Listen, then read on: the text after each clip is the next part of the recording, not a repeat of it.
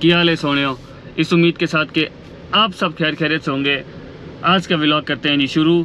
आज के इस व्लॉग में मैं आपको रिव्यू दूंगा अपनी इस गाड़ी का, जो कि है जी जीप 2024 मॉडल, और ये वैगनियर ऑब्सिडियन सीरीज़ है 4x4। तो पहले मैं आपको इसका रिव्यू दूंगा और उसके बाद फिर मैं आपको बताऊंगा कि क्या यूएस में गाड़ी ख़रीदना ज़रूरी है और इस कार की क्या प्राइस है, और अगर आपके पास यहाँ पर कार नहीं है तो आपकी लाइफ यहाँ पर कैसी होगी। तो चलिए चल के पहले रिव्यू देखते हैं और बाहर का मौसम मैं आपको दिखा दूँ। इट्स अ सनी डे और बड़ा मज़े का जो है ना यहाँ पे आज व्लॉग होने वाला है। अच्छा, तो ड्राइविंग सीट की बात कर लें तो ये सीट वही ऑटो एडजस्टेबल है। आप इसको अप एंड डाउन अपने हिसाब से कर सकते हैं और फ्रंट एंड बैक भी कर सकते हैं, और इसके अलावा फिर जो इसकी बैक लिड है ये भी ऑटोमेटिक एडजस्ट हो जाती है। आप अपने हिसाब से इसको एडजस्ट कर सकते हैं। और अब आ जाते हैं जी स्टीयरिंग व्हील पर। स्टीयरिंग व्हील पर गिवन है जी मल्टीमीडिया कंट्रोल गिवन है, और इसके अलावा फिर डिफरेंट ऑप्शंस हैं, और ये क्रूज़ कंट्रोल भी है यहाँ पे ऑप्शन। और इसके अलावा आप इस स्टीयरिंग को अपने हिसाब से एडजस्ट कर सकते हैं। और फ्रंट पे आ जाते हैं जी मीटर पर, और यहाँ पे लेफ़्ट पर गिवन है जी आरपीएम मीटर, और राइट पर देखें तो ये है जी माइल्स पर आवर, क्योंकि यूएस में माइल्स काउंट होता है और नॉर्मली ब्रिटिश या फिर एशियन कंट्रीज़ में किलोमीटर्स हम यूज़ करते हैं। और यहाँ पे फिर वो फ्यूल पंप का गिवन है कि कितना रह गया है, और इसके अलावा फिर हीट इंडिकेशन है, और इसके अलावा थोड़ी सी डिफरेंट इंडिकेशंस वगैरह यहाँ पर आ जाती है। सही है कि आपने कैसे कार पार्क की हुई है। और लेफ़्ट साइड पर देखें तो यहाँ पर वही चाइल्ड लॉक का ऑप्शन गिवन है। फिर इसकी जो विंडोज़ हैं वो भी पावर हैं, और इसके अलावा साइड मिरर्स भी पावर हैं। और इसके अलावा यहाँ पर देखें तो आप लाइट को अपने हिसाब से यहाँ पे एडजस्ट कर सकते हैं, वो ऑप्शंस यहाँ पे गिवन हैं। और बाकी तो आई थिंक सेम डिफरेंट जैसे कार्स में होते हैं, लेकिन यहाँ पे चाइना में फिर लेफ़्ट स्टीयरिंग होता है, और अगर बात करें एशियन या फिर ब्रिटिश में तो वो राइट स्टीयरिंग होता है। और अब आ जाते हैं यहाँ पे जी मल्टीमीडिया में हमारे पास क्या क्या ऑप्शन गिवन है। पहले यहाँ पे होम पर आ जाते हैं। यहाँ पे फिर डेफिनेटली आप अपनी डिवाइस वगैरह कनेक्ट कर सकते हैं यहाँ पे। फिर इसके अलावा फिर यहाँ पे इन्होंने म्यूज़िक का ऑप्शन दिया हुआ है, तो आप अपने मोबाइल को जो आईफोन होते हैं वो तो यहाँ पे कारप्ले ऐप के थ्रू डायरेक्टली कनेक्ट हो जाते हैं, तो आप मैप वगैरह देख सकते हैं। और फिर यहाँ पे आप एयर कंडीशन को अपने हिसाब से एडजस्ट कर सकते हैं। फिर मोबाइल की कनेक्टिविटी का यहाँ पे ऑप्शन है, जैसा कि मैं बता रहा था कि आईफोन को आप कारप्ले ऐप के थ्रू कनेक्ट कर सकते हैं और मैप वगैरह वो डायरेक्टली कनेक्ट हो जाएगा। फिर इसके अलावा यहाँ पे जो है वो डिफरेंट इसके ऑप्शंस गिवन है, जैसा कि आप लैंग्वेज वगैरह सेलेक्ट कर सकते हैं, इसकी डिस्प्ले वगैरह और टाइम वगैरह एडजस्ट करने के लिए ना इस मल्टीमीडिया का वो ऑप्शन गिवन है। और एयर कंडीशन की बात करें तो इसका एयर कंडीशन तो डेफिनेटली बम्ब है, और क्योंकि लेटेस्ट मॉडल है 2024, तो इन्होंने यहाँ पे डिफरेंट ऑप्शंस दिए हुए हैं कि आप यहाँ पर देखें ना कि जो टेम्परेचर है वो ड्राइविंग साइड वाला वो अपने हिसाब से यहाँ पे एडजस्ट कर सकता है, और फिर पैसेंजर अपने हिसाब से यहाँ पे आप एडजस्ट कर सकते हैं। तो ये जो उसकी विंड्स हैं वहाँ पे फिर डिफरेंट टेम्परेचर आएगा, यहाँ पे डिफरेंट आएगा। तो I think that is a good option. बाकी जो ऑप्शंस है वो तो ऑलमोस्ट दूसरी गाड़ियों जैसे हैं, और ये एक ऑटोमेटिक वर्जन है, तो इसमें आई थिंक बाकी सेम है। ये ब्रेक के लिए हैंड ब्रेक के लिए ऑप्शन है। अच्छा, पैसेंजर सीट पर आ जाए तो यहाँ पे उन्होंने लेग रूम तो बहुत अच्छा दिया हुआ है। अच्छे खासे दराज कद का आदमी आसानी से बैठ सकता है, और उसका जो सर है वो भी यहाँ पे इसके साथ जाकर नहीं लगेगा, इतना यहाँ पे मतलब गैप होता है। और इसके अलावा बात करें भाई, यहाँ पर साइड पर इन्होंने पावर मिरर दिया हुआ है, और डैशबोर्ड पर देखें तो यहाँ पर एक कैबिन गिवन है, यहाँ पर आप अपना कोई डॉक्यूमेंट वगैरह रख सकते हैं। और अब आ जाते हैं जी यहाँ लेफ़्ट साइड पर, तो यहाँ पर चार्जिंग का ऑप्शन गिवन है, सी टाइप भी है और यूएसबी पोर्ट भी यहाँ पे गिवन है। और इसके अलावा फिर यहाँ पे कप होल्डर्स हैं, one for driver and one for passenger. और यहाँ पर आ जाएँ तो फिर यहाँ पर भी एक कैबिन गिवन है जहाँ पे आप अपनी कोई भी चीज़ यहाँ पे रख सकते हैं। और फ्रंट का व्यू देखें, और इसके अलावा फिर ऊपर यहाँ पे इन्होंने दिया हुआ है जी मिरर। अगर आपने यहाँ पर कोई मेकअप वगैरह पैसेंजर ने करना है तो वो भी कर सकते हैं। That is a good option here. अब आ जाते हैं जी हम रेयर सीट्स पर। यहाँ पर इनकी पोशिश वगैरह सीट्स बस नॉर्मल हैं, बहुत ज़्यादा कंफर्टेबल भी नहीं है, क्योंकि इसका जो बैक सपोर्ट है वो मेरे ख्याल से लॉन्ग जर्नी के लिए ठीक नहीं रहेगा। और यहाँ पर भी आप इन्होंने दिया हुआ है जी एसी का कंट्रोल, कि आप अपने हिसाब से यहाँ पे एडजस्ट कर सकते हैं। और फिर इसके अलावा फिर चार्जिंग के यहाँ पे ऑप्शंस भी गिवन है। और इसके अलावा यहाँ पर अगर आप देखें तो आप अपने लैपटॉप को भी यहाँ पे इवन चार्ज कर पाएंगे। और मैं बात करूं यहाँ पे इसकी लेग स्पेस की, तो यहाँ पे ठीक है, लेकिन बहुत ज़्यादा अगर दराज कद वाला होगा तो ये सीट को थोड़ा सा आगे करना पड़ेगा, और सर तो उसका नहीं लगेगा क्योंकि इतना यहाँ पे है जी, ऑप्शन होता है।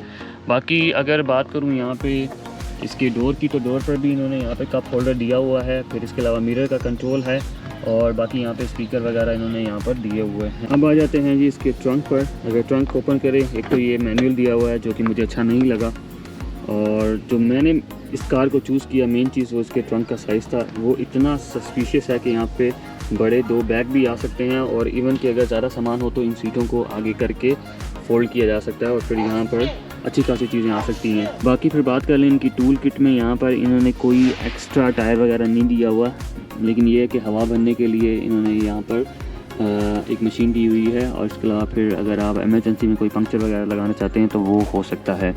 लेकिन बाकी यहाँ पे कुछ भी नहीं है, जस्ट ये एक एम्प्टी स्पेस है। यहाँ पर देखा जाए तो ये भी साइड पर एम्प्टी स्पेस है। अच्छा, तो अब मैं बात कर लेता हूँ कि यूएसए में गाड़ी रखना ज़रूरी है। हाँ जी, बहुत ज़रूरी है। यहाँ पे अगर आपके पास गाड़ी नहीं है तो आपकी मेरे ख्याल से लाइफ ही नहीं है, क्योंकि यहाँ पर पब्लिक ट्रांसपोर्ट का इतना कोई ख़ास निज़ाम नहीं है। तो यहाँ पे हर बंदे के पास गाड़ी होती है, तो आपने किसी के पास गाड़ी देख ली, कोई भी देख ली, तो उसे इम्प्रेस तो बिल्कुल भी नहीं होना, क्योंकि डेवलप कंट्रीज़ में ये जो चीज़ें हैं ये बहुत माइनर होती हैं, सही है। और अगर आप किसी के पास बहुत बड़ी कोई गाड़ी देखें, जैसे कि हमारे एशिया में किसी के पास हम लैंड क्रूज़र, प्राडो या एसयूवी हाई गाड़ियाँ देख लेते, तो हम कहते हैं कि वाह भाई, ये चीज़ें जो हैं वो मैटर नहीं करती। मेरे ख्याल से किसी का भी कोई जो एम है या ड्रीम है वो कार नहीं होना चाहिए, और ये नहीं हो सकता। मैं कहता हूँ कि इंसान बड़ा सोचे और उसका बड़ा कोई ख्वाब होना चाहिए कि यार मैं इस दुनिया में आया हूँ तो कोई कंट्रीब्यूट कर सकूँ। ये जो लग्जरियस चीज़ें हैं ये ऐड ऑन्स होती हैं, ये आप जो ही आप ग्रो करते रहते हैं आपकी ज़िंदगी में ऐड होती चली जाती हैं, तो आपने भी इन चीज़ों से मुतासिर नहीं होना। मतलब मैं अगर आपको गाड़ी दिखा रहा हूँ इसका मतलब ये नहीं कि आपने इन चीज़ों से इम्प्रेस हो जाना है कि भाई उस्मान भाई ने यहाँ पर आके भाई बड़ी लग्जरियस वगैरह लाइफ एंजॉय करे। नहीं, ये बहुत माइनर सी चीज़ें हैं, ये मैटर नहीं करती। जो चीज़ें आपकी ज़िंदगी में मैटर करती हैं वो है कि इस दुनिया में आप कौन सा रोल प्ले करके जाते हैं, आप अपनी फैमिली के लिए क्या करते हैं, आप अपने दोस्तों के लिए क्या करते हैं, आप अपने इर्द गिर्द लोगों के लिए क्या करते हैं, आप अपने मुल्क के लिए क्या करते हैं, और इसके अलावा आप इस पूरी दुनिया के लिए क्या करते हैं। क्योंकि सारे जो लोग हैं ह्यूमन बीइंग है, आपने उनके लिए कुछ ना कुछ कंट्रीब्यूट करके जाना होता है। यही आपका इस हिसाब से कोई विजन होना चाहिए और ऐसा कोई ड्रीम होना चाहिए। तो अब मैं बात कर लेता हूँ कि इस गाड़ी की प्राइस क्या है। ये कार अगर आप न्यू लेना चाहते हैं तो वो ऑलमोस्ट इसकी जो प्राइस है वो $92,000 है, और अगर आप इसके ऊपर मल्टीमीडिया और ये सारी कार पोशिश वगैरह सारी चीज़ें इंस्टॉल वगैरह करवा कर लेते हैं तो ये प्राइस आपको पड़ती है 1,10,000। अगर यूएसए में बात करें तो 100,000 प्लस 10,000 अगर आपको यहाँ पे ये सारी चीज़ें चाहिए तो ये इतने की पड़ जाएगी। ये गाड़ी मैंने परचेज नहीं की, ये गाड़ी मेरी अपनी नहीं है।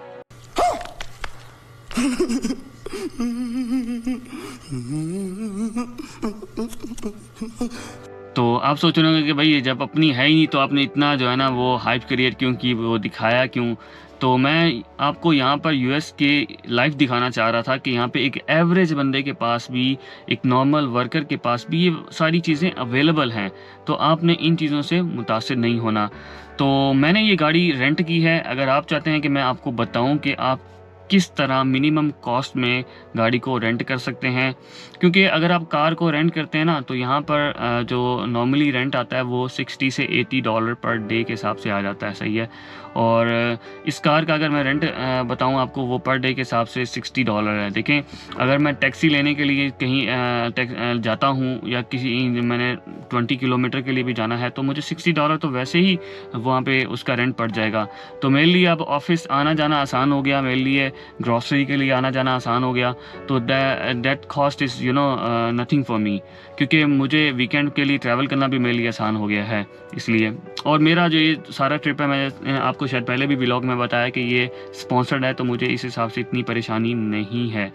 तो अगर आप यूएस आ रहे हैं ट्रैवल करने के लिए तो आई विल रिकमेंड कि आप कार रेंट कर लें। और अगर आप चाहते हैं कि मैं आपको सिखाऊं कि आप किस तरीके से कार रेंट कर सकते हैं, कौन कौन सी कंपनियां हैं और किस तरीके से आप कार इंश्योरेंस के साथ रेंट कर सकते हैं, क्योंकि अगर आपके पास कार इंश्योरेंस नहीं है, ये कार्स काफ़ी एक्सपेंसिव होती हैं। अगर थोड़ा सा भी स्क्रैच आ जाता है तो डेफिनेटली डिपेंड्स अपॉन कि कितना है, तो आपको मतलब सेवरल 100 या 1000 जो है ना वो आपके डॉलर्स यहाँ पे स्पेंड होंगे। तो आपने कार इंश्योरेंस ज़रूर साथ लेनी है। इसके अलावा एक और मज़े की बात यह है कि यहाँ पे कार रेंट करना बहुत कन्वीनियंट है। यहाँ पे एयरपोर्ट्स के बिल्कुल साथ कार रेंट ऑफिसेज होते हैं, और जैसा कि मैं बात करूँ लॉस एंजलिस में, अगर आप लैंड करते हैं तो आप एयरपोर्ट से ही एक शटल बस लेंगे, वो आपको ले जाएगी वहाँ पर जहाँ पे रेंट ऑफिस होगा। सही है, वहाँ पर जाके आपने कार को सेलेक्ट करना है, और वहाँ पर आपने बिल्कुल ये समझ लें कि 20 मिनट्स का भी प्रोसीजर नहीं है। आपने कार सेलेक्ट की, आप ड्राइव करके जाएंगे टर्मिनल वाले पॉइंट पर, वहाँ पे जाके आपने क्या करना है, आपने अपना लाइसेंस देना है, और लाइसेंस जो इंटरनेशनल होता है, सही है, और अपना क्रेडिट कार्ड देकर आप की वो रजिस्ट्रेशन करके आपको कार हैंड ओवर कर देंगे और आपका ट्रिप स्टार्ट हो जाएगा। तो उम्मीद है दोस्तों कि आज की वीडियो से आपको कुछ फ़ायदा हुआ होगा, और अगर आप चाहते हैं कि मैं कार रेंट करने वाली वीडियो बनाऊं तो जल्दी से कमेंट्स में मुझे बता दें। और अब मैं निकलता हूं, लेकिन आपने चैनल को सब्सक्राइब किए बगैर नहीं जाना। मिलते हैं नेक्स्ट वीडियो में इस उम्मीद के साथ कि आप अपना और अपने इर्द गिर्द लोगों का बहुत ख्याल रखेंगे। कनेक्ट उस्मान।